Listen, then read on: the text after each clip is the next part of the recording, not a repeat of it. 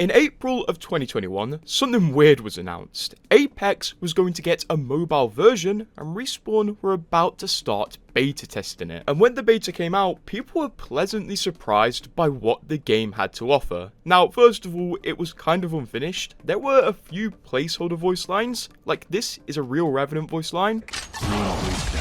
Enjoy the darkness. And this was a Gibraltar placeholder voice line. Throwing thermite grenade. Contact. Danger close.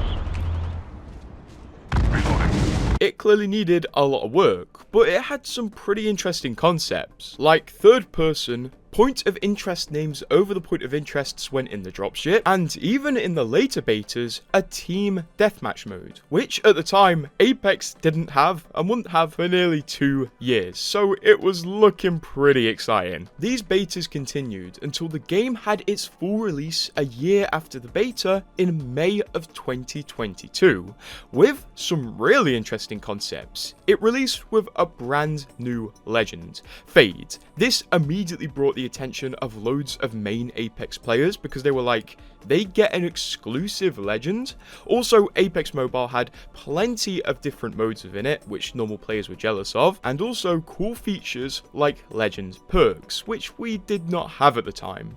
This immediately brought almost a level of jealousy to Apex Mobile from main Apex players, and we all watched its development with keen eyes to see where it would go. And it did go in some interesting directions. First of all, Apex Mobile introduced customizable heirlooms, as they released an heirloom for their exclusive legend. Additionally, later in the game's development, they would release a second mobile exclusive legend, Rhapsody, who also had unique abilities that we were, once again, pretty jealous of. But not only were main Apex players jealous of Apex Mobile's extended firing range, where they could do firing range drills, customize the targets, customize the dummies, and even have infinite ammo, which was all impossible for us main Apex players at the time, but we were also quite jealous of the skins in this version of Apex, as they had some really cool creative skins. They had stuff like this, and like this, and a lot of these skins had custom select animations, so when you bought or selected the skin, it would play an exclusive animation relating to the skin.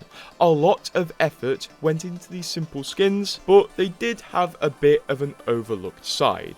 These skins were mostly only obtainable within mobile gacha events, and if you do play gacha mobile games, you know how predatory these can be, as instead of having normal collection events or even milestone events, Apex Mobile had events called Store Vault events, and within these events you had to pay a certain amount of currency to open a pack to unlock a random skin. Now you may say this is like milestone events in Apex, and yes, they were similar, but the Apex Mobile version of these events had really low chances to get anything of value, as the probability to get a legendary legend skin when opening one of the packs during this event was 0.07%, while for a weapon skin it was 0.1%. It was so hard to get these cool skins, so no wonder so much effort went into them. It's because on average it cost a lot of money to obtain these skins. So first of all, Apex Mobile had quite a negative side with the price of its items, but also flaws started to appear in the game. First of all, the game had so many currencies it became really confusing, but also the game didn't really release as polished as it could have done. There were still many issues with the game at launch, and sometimes it felt unbalanced, not because you were bad,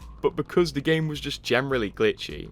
Also, the movement in the game was not polished at all, and it was very exploitable. I remember seeing a lot of conversation around how glitchy and exploitable the movement was back when Apex Mobile was out, as players would exploit the engine to do basically unlimited bunny hopping, making it impossible for them to be aimed at for a long period of time because they moved that fast and that erratically. This is mostly because Apex Mobile wasn't on the Source engine like main Apex, but instead it was on Unreal Engine, so all of the movement had to be ported over, and it was never going to be one-to-one with main Apex. It was never going to be perfect, and it had major issues. Additionally, there were many complaints about the content output of the game. One of the big players at the time said, Apex Mobile. If only you took your time to release this game in a polished and finished state, and if only you followed the format of Apex HD with seasonal content, we wouldn't be in this situation. So, in quite an Uno reverse card way, Apex Mobile players became jealous of the consistency and content output of main Apex. As the seasons of Apex Mobile went on, issues continued to pile up. Seasons would be delayed, and expectations and hype would not be met. Seriously, have you ever played a game where a season was delayed? That is not a good sign to what's happening internally. These issues, and also the game not becoming as popular as EA may have expected, contributed to this report released in early 2023. Apex Mobile hits $40 million earned, but EA's blockbuster shooter could be in trouble. This article showed a lot of data pertaining to Apex Mobile, and mostly that it had seen a massive drop off of revenue since launch, and at the time of writing of this article, it was at its lowest point ever, having gone from earning up to $600,000 a day to barely $50,000. While at the same time, the daily downloads for this game had also dropped. It wasn't really getting new players, and the only people left were kind of just the loyal players, and at the time this was ringing alarm bells. But the alarm bells didn't have long to ring, as one day after this article was released, seriously, Respawn tweeted this: "We've made the decision to sunset Apex Legends Mobile. We're sure that you have a lot of questions. For more information on where things are currently, including the frequently asked questions, please read the blog below." With them saying, "This decision does not come with ease. Factors beyond our control have prevented us from maintaining the high quality experience and content that our players deserve. As a result, the game will sunset on May the 1st, 2023 at 4 PM, after which it will no longer be playable. Our gratitude to our players and teams for joining us on Apex Legends Mobile, even if for a short time, is unending. From the bottom of our hearts, thank you." And if you scroll down all the way in the frequently asked questions page, no, people weren't getting refunded for the money they spent on the game. That money was spent and gone. And I imagine there were a lot of people who spent a hell of a lot of money considering the prices of most of the stuff in the game. This was going to mean everything related to Apex Mobile on May the 1st would be deleted and inaccessible. All of the hundreds of skins that were made exclusively for this game, gone. All of the mobile exclusive legends, their ideas, their lore, and even exclusive map updates were also gone. And this would mean Apex just wouldn't have a mobile equivalent. Normal Apex would stay alive, but Apex Mobile would be dead. And come May the 1st, it really did die. The footage of it isn't really impressive. Basically the servers just turned off and you could not access it again. And people were left to stare at this screen and think about the lore that was going to be left unfinished, as Apex Mobile had its own lore story. Seriously, who is this? We never got to know because Apex Mobile got shut down. And just imagine for a second, if you lost all of your Apex items because Apex was shutting down. I don't want to lose my Raptor's claw, man. And after it shut down, that was it. There was a bit of hope that another Apex Mobile game would be made.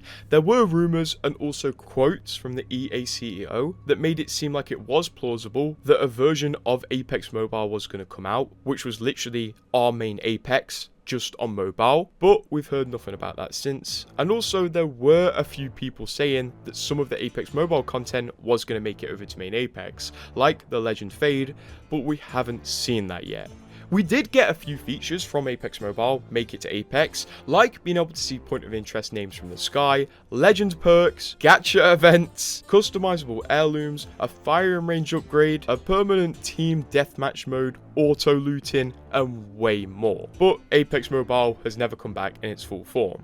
And weirdly enough, after Apex Mobile died, a lot of the skin concept art for the game started getting deleted off platforms like ArtStation and Facebook, potentially making some of the skin concept art lost media as well. For the return of Apex Mobile, honestly, the only possible future I can see is if Respawn actually find a way to port our version of Apex to mobile and just let Apex Mobile players cross-play with PC players, Xbox players, PlayStation players, and Switch players. Maybe we're a few years from that, maybe it will never happen, but that is truly the only future I can see. And I guess if that future is going to come one day, you'll want to be subscribed. Also, subscribe if you want to see these skins come back.